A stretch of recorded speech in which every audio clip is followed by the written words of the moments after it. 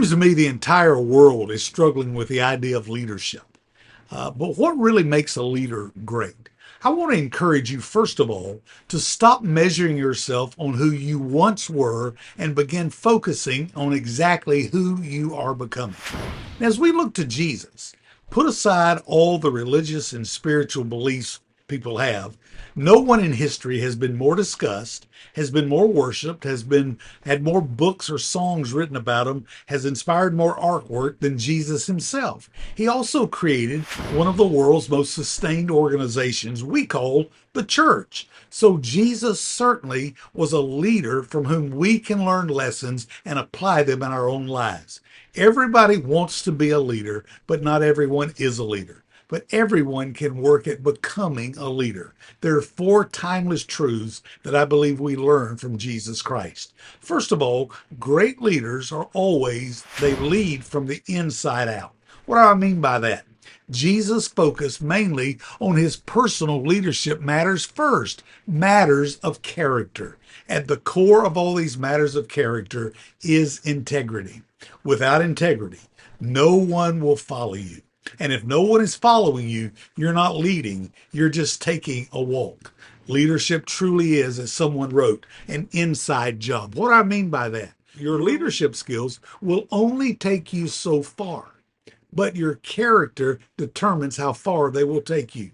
Jesus had a pure heart and unfailing character. The more you work on your heart and your character, the more others will want to follow you. A second lesson in leadership Jesus told us is great leaders are always great storytellers. Jesus told stories repeatedly, and they always stood the test of time. Now, his preferred method in telling stories was in giving parables. Why? Because stories are always much richer and much more powerful and long lasting than directives or instructions. Learn to tell the stories from your own life. All of us have life stories that are relevant to the messages of those that we're trying to lead. Every teammate, every team member, every person under your authority can learn from the stories you've experienced. Turn those stories into lessons. Be vulnerable. Share what's going on with you and let others see that it can make a difference in them as well. A third lesson we learn is great leaders are great servants.